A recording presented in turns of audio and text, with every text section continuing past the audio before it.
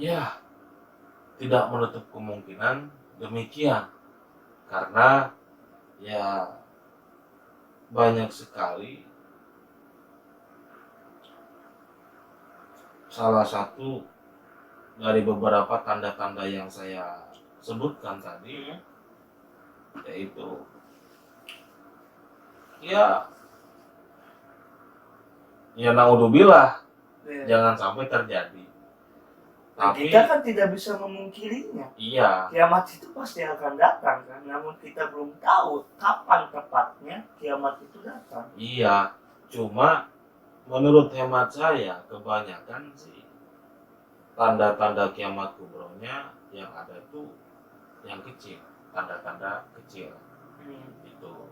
Ya tanda-tanda besar masih belum ada. Kalau orang murtad gak banyak sih, satu dua gitu. Yang banyak kan mualaf. Alhamdulillah selama ini, mudah-mudahan. Nah itu, jadi dari tanda-tanda kecil itu ya banyak. Ya adanya laki-laki menyerupai perempuan atau sebaliknya ya kan, tanda-tanda kiamat kubur tapi yang kecil. Itu terjadi di zaman kita saat ini. Iya banyak sekali. Jumlah perempuan lebih banyak dari jumlah laki-laki itu kan. Nabi Muhammad diutus sebagai nabi terakhir juga kan. Ya mungkin ini definisinya gini, kita itu berada di fasenya akhir zaman. iya fase akhir zaman. Iya. Itu. Baik, pertanyaan.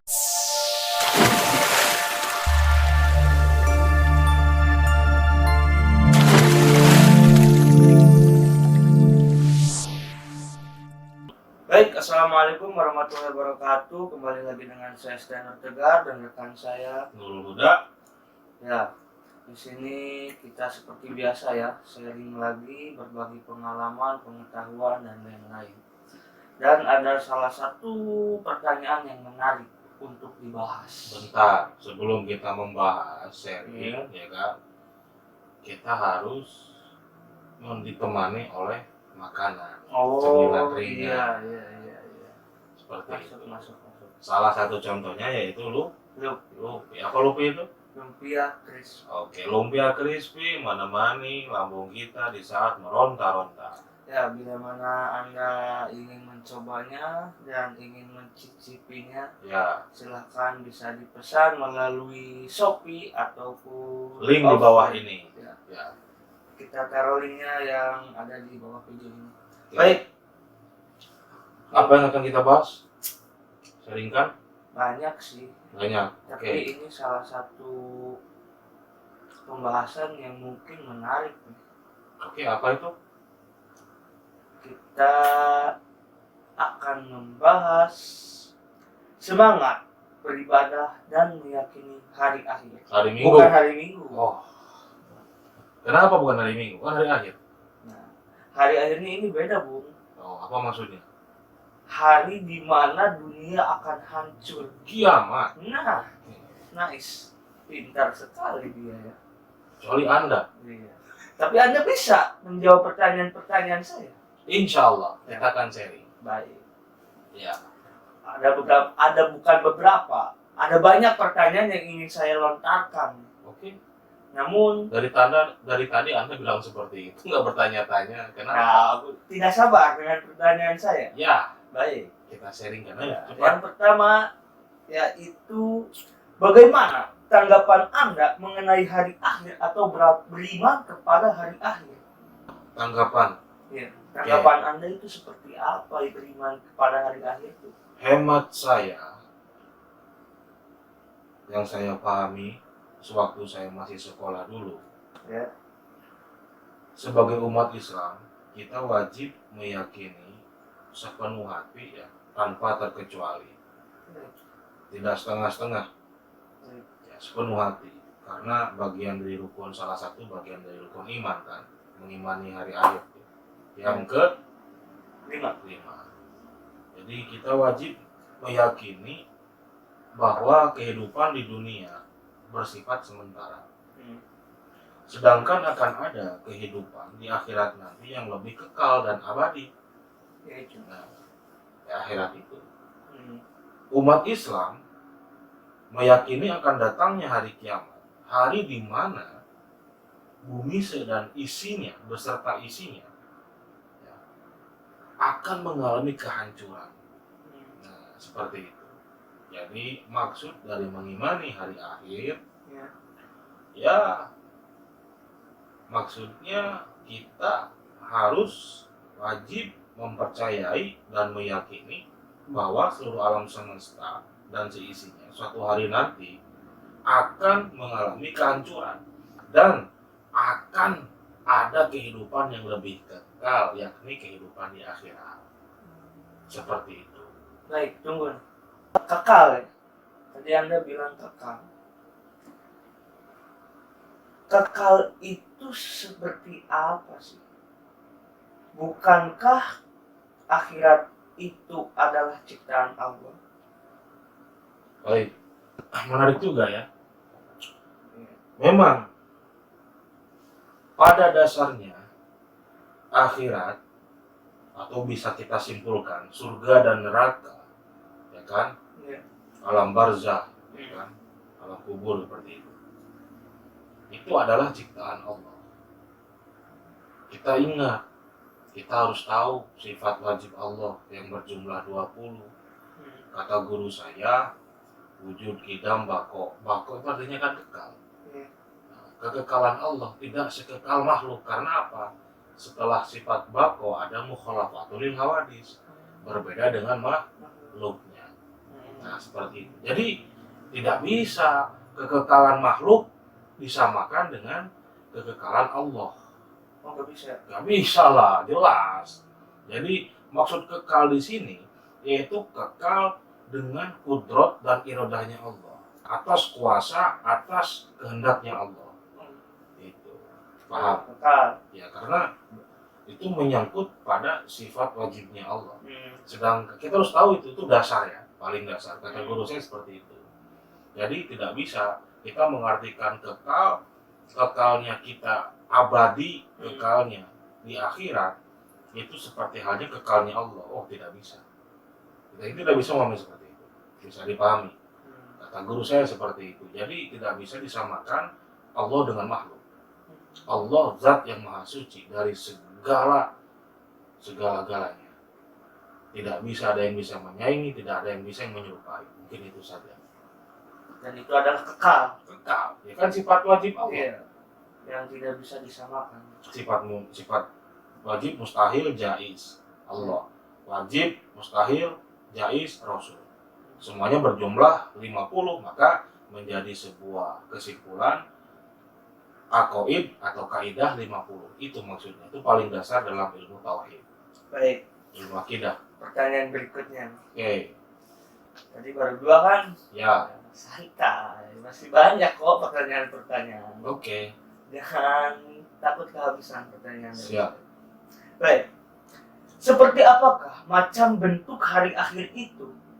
Apakah ada dalilnya? Kalau ada, coba bisa Anda jelaskan? Baik, insya Allah. Ya. Jadi hari akhir atau hari kiamat lah biar kita gampang dipahaminya ya. Hari kiamat itu diawali dengan tiupan sangkakala. Tiupan sangkakala itu adalah salah satu bentuk perintah Allah kepada makhluknya yang ditugaskan untuk meniup sangkakala, yaitu malaikat Israfil. Wah, alhamdulillah. Malaikat Israfil. Eh. Nah, di mana tiupan kedua sangkakala ini adalah untuk mematikan semua makhluk yang ada di bumi ini beserta isinya. Satu kali tiupan. Yang kedua itu tiupan kedua, gitu kan? Tiupan itu ada 3 kali. Itu yang keduanya.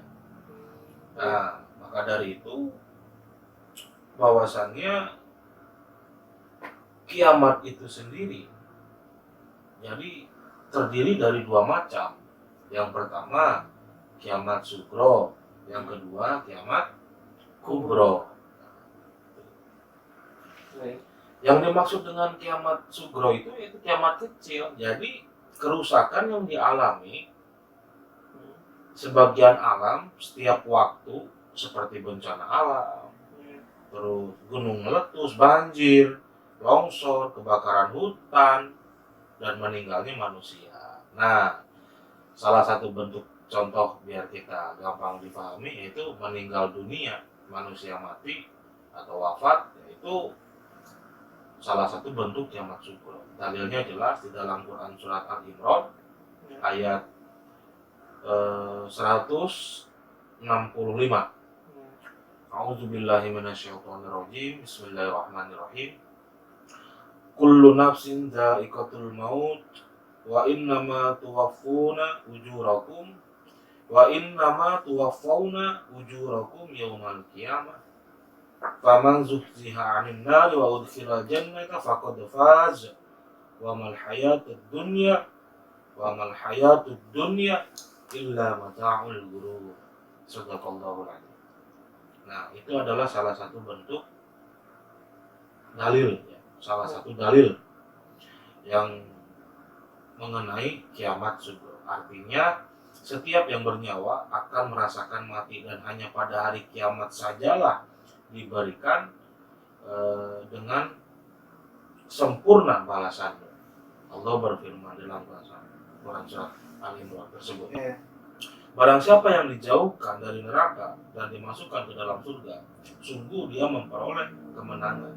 Kehidupan di dunia hanyalah kesenangan yang memperdaya. Nah, seperti itu. Itu yang pertama, kiamat sugro. Kemudian yang kedua, kiamat kubro. Jadi maksudnya kiamat kubro ini kiamat besar. Ya. Maksudnya kiamat besar ini apa? Hancurnya seluruh alam semesta dengan segala isinya yang dimulai dengan tiupan pertama sangkakala malaikat Israfil.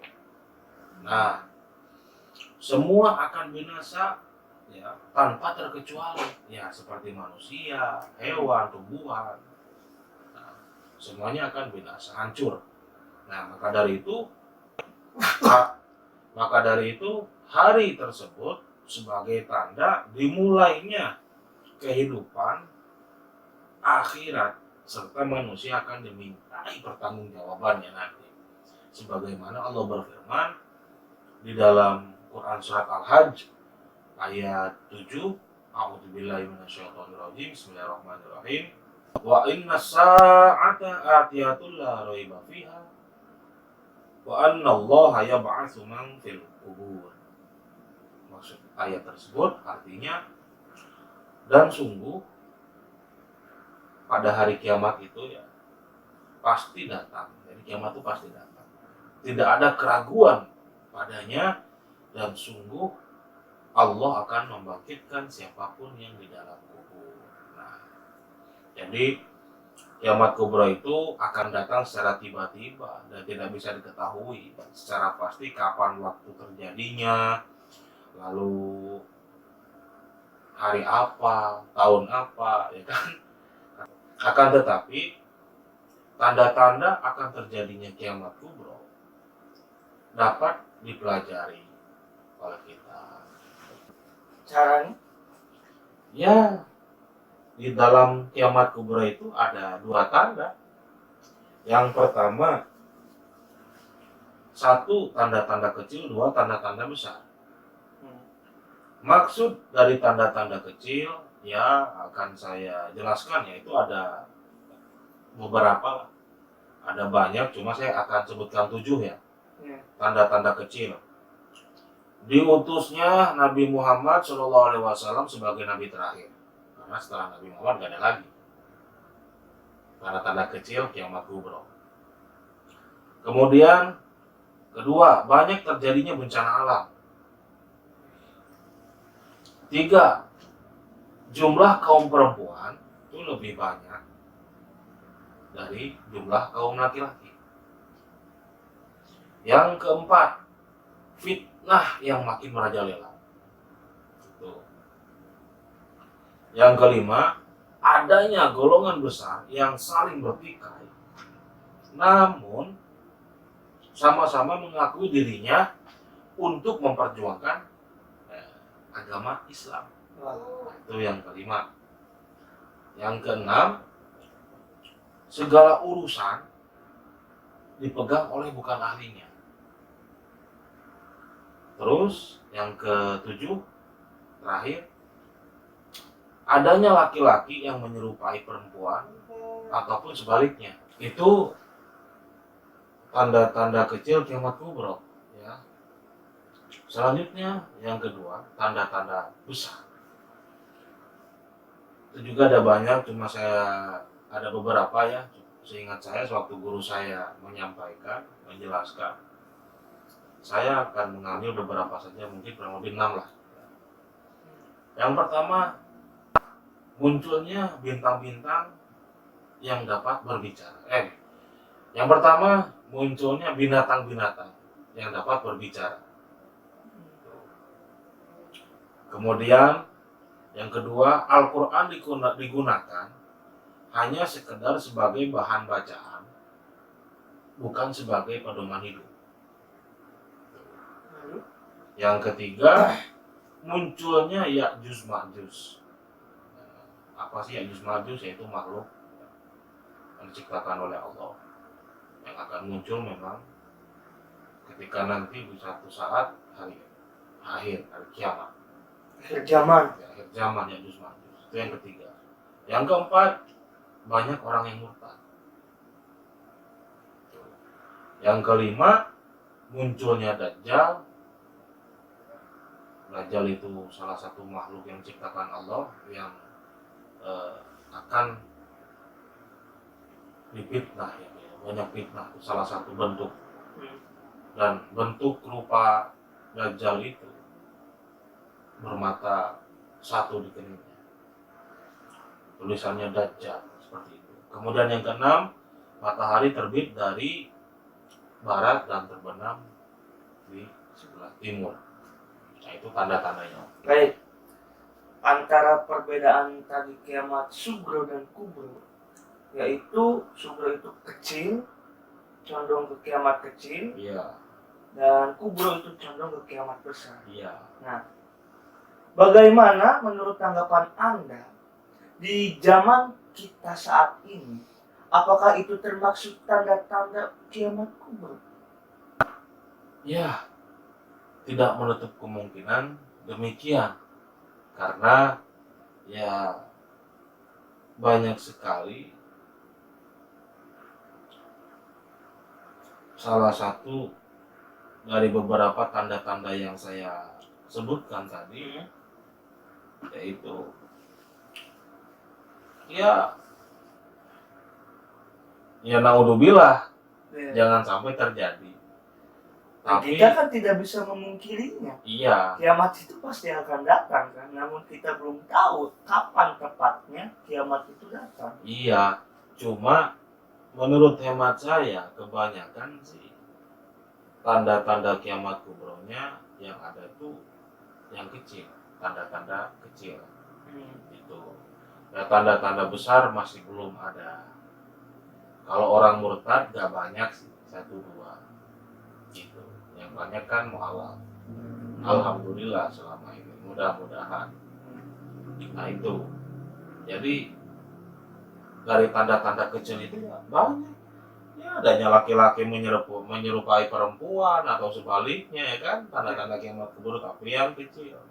Itu terjadi di zaman kita saat ini. Iya, banyak sekali.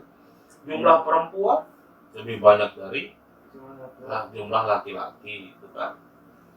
Nabi Muhammad diutus sebagai nabi terakhir juga kan. Ya, mungkin ini Definisinya gini, kita itu berada di fasenya akhir zaman. iya, fase akhir zaman. Iya. Itu. Baik, pertanyaan berikutnya. Yang berapa ya? Udah Entah. banyak ya saya bertanya. Keempat mungkin. Masih siap? Insya Allah. Ya, baik. Selanjutnya yaitu ketika setelah terjadinya hari akhir, lalu apakah ada lagi perjalanan makhluk hidup, khususnya manusia? Ada. Jadi yang pernah guru saya sampaikan sewaktu saya masih sekolah, Ya. setelah terjadinya hari akhir, maka manusia itu akan mengalami rangkaian-rangkaian peristiwa yang setelah hari kiamat itu, ya, yang kan kiamat itu udah sugro kubro, ingat ya, kiamat kecil, ya, yang sugro, salah satunya yaitu yaumul barzah. Jadi saya sebutkan aja dulu ya, Barena. Apa sih peristiwa-peristiwa itu?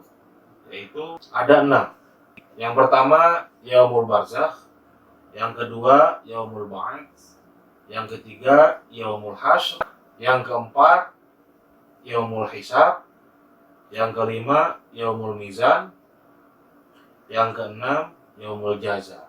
Nah, itu peristiwa-peristiwa ketika manusia setelah mengalami kiamat, maka itulah perjalanannya. Ingat, kiamat sugro dan kiamat kubro ya. Kiamat sugro dengan meninggal dunia, kan meninggal tuh kan nggak ada yang tahu, ya kan? Bisa jadi Anda dulu, saya menyusul, atau sebaliknya, saya menyusul, Anda dulu, saya tahlilan, ya kan, dapat berkat, Anda didoakan, kan gitu. Nah, iya. Dari peristiwa yang Anda sebutkan tadi, setelah hari akhir berlalu, Ya, kan ada perjalanan-perjalanan lagi. ya. Ada 8 kan tadi? 6. Iya, ada 6. Sorry. Ada 6 kan? Minum kopi dulu.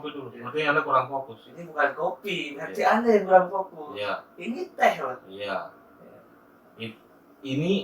Ini tuh kaca, gelas, Isinya air teh. iya. Ada manisnya nggak? Enggak. Lihat saya dong. Manis kan? Gitu. Baik. Ada 6. Ya. Nah, dari ke-6 tersebut, saya bingung dari satu kesatuannya itu seperti apa. Maksudnya, Iya. baik. Yang pertama tadi saya sebutkan yaumul barzah. Jadi yaumul barzah ini hari penantian manusia di alam kubur, tersebut barzah. Nah, jadi setelah manusia meninggal dunia, alam barzah adalah alam yang menjadi batas atau perantara alam dunia dan alam akhirat. Batasan tengah-tengahnya di situ. Ya, di alam inilah manusia menunggu hari kebangkitan. Dibangkitkan nanti ketika setelah hari kiamat itu, hari kiamat kubro ya. Selama menunggu hari kebangkitan, maka semua harta dunia, orang tua atau yang selama ini kita sayangi tidak akan ikut menemani. Hanya amal soleh dan ketaatan kepada Allah yang akan menemani kita. Nah, itu alam barzah. Kemudian yang kedua, yaumul ba'ats. Apa sih yaumul ba'ats itu? Merupakan hari kebangkitan semua manusia. Jadi hari kebangkitan semua manusia yang telah meninggal dunia. Nah, setelah alam semesta mengalami kehancuran total, malaikat Israfil meniup kembali sangkakala untuk yang ketiga kalinya. Kemudian seluruh makhluk manusia akan bangkit dari kuburnya tanpa seorang pun yang tertinggal. Itu yaumul ba'ats. Kemudian yang ketiga yaumul hasyr. Apa sih yaumul hasyr itu? Jadi yaumul hasyr itu disebut juga hari berkumpulnya manusia. Jadi setelah manusia dibangkitkan dari kuburnya, mereka dikumpulkan di padang mahsyar. Jadi tanpa seorang pun yang ditinggalkan. Jadi alam mahsyar ini merupakan suatu tempat yang luasnya itu 7 kali luas langit dan bumi. Maka dari itu sehingga seluruh manusia yang akan ditampung di alam mahsyar itu ya pasti tertampung gitu. Alam mahsyar. Iya, karena Di alam mahsyar itu semua manusia menanti untuk diperhitungkan amalnya satu persatu. Ya, jadi penantian itu sangatlah melelahkan Hayati. Sangatlah panjang. Iya, karena apa? Karena matahari itu seolah-olah ya ada di atas ubun-ubun kita, di atas ubun-ubun kepala kita. Jadi sehingga mereka, kita bahkan nanti suatu saat kelak pasti itu mengalami kepanasan dan tidak dapat berlindung kecuali bagi orang-orang yang beriman dan beramal soleh. Mudah-mudahan kita termasuk golongan orang-orang tersebut. Amin. Nah, itu alam yaumul hasyar. Yang keempat yaumul hisab nih. Hisab, bukan hisab rokok, bukan. Itu hisab, bukan hisab. Hampir-hampir sedikit ya. Jadi yaumul hisab ini bisa disebut sebagai hari perhitungan. Jadi setelah manusia dikumpulkan di alam mahsyar, manusia diperhitungkan setiap amal perbuatannya satu persatu. Jadi besar maupun kecil, dan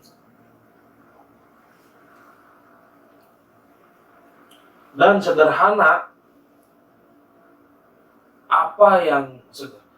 sederhananya apa yang kita lakukan selama di dunia ini akan diperhitungkan secara teliti detail tanpa satu pun yang terlewatkan. Nah, pada saat itu mulut ya, kemudian mata, pokoknya mulut itu dikunci lah, bukan mata, mulut itu dikunci dan ditutup rapat, jadi hanya anggota tubuh yang lain yang akan berbicara itu. Maka semua amal yang diperhitungkan itu akan dihitung secara adil. Itu yaumul hisab. Kemudian yang kelima yaumul mizan, hari pertimbangan amal. Maksudnya apa? Ya, pertimbangan amal baik dan amal buruk yang dilakukan oleh manusia ya, semasa hidupnya di dunia. Nah, jadi mizan ini, yaumul mizan ini merupakan timbangan amal yang dapat mengukur dan menimbang setiap amal perbuatan manusia, baik yang kecil maupun yang besar, baik yang sepele ataupun yang tidak sepele. Nah, sekalipun sebesar biji sawi, ya, jadi yang berat maupun yang ringan, bahkan niat baik pun akan ditimbangnya oleh Allah di yaumul mizan. Itu yang terakhir yaumul jaza. Yaumul jaza itu hari pembalasan ya. Setelah ditimbang, setelah semua tahap demi tahap sudah, kemudian yaumul jaza ditimbang setiap amal perbuatannya, manusia diberi balasan yang setimpal sesuai dengan amal perbuatannya semasa hidup di dunia. Kemudian mereka meniti jembatan sirat. Iya, siratal mustaqim, sirat. Jembatan sirat namanya. Jembatan menuju surga. Nah, yang terbentang di atas neraka jahanam. Wah, gak kebayang ya. Atas neraka jahanam bagi orang yang beriman Itu mulus dan banyak melakukan amal soleh, ia akan mudah melewatinya untuk menuju surga. Nah, saya bisa begitu. amin, kita semua, bukan Anda saja. Adapun bagi orang-orang kafir dan melakukan kesalahan, maka ia akan terpeleset dan jatuh di dalamnya. Nah, seperti itu. Maka itu adalah bentuk peristiwa-peristiwa perjalanan manusia setelah hari kiamat kubro. Berarti perjalanan kita tuh masih panjang. Masih. Maka dari itu, mumpung kita masih diberi kesempatan ya, Maka perbanyaklah bernafas. Maka perbuatan-perbuatan baik. iya, kita Beramal juga. berusaha semampu kita untuk melakukan hal-hal yang baik, yang positif, intinya dengan niat ridho Allah. Mudah-mudahan Allah meridhoi apa yang kita perbuat. Seperti itu. Baik.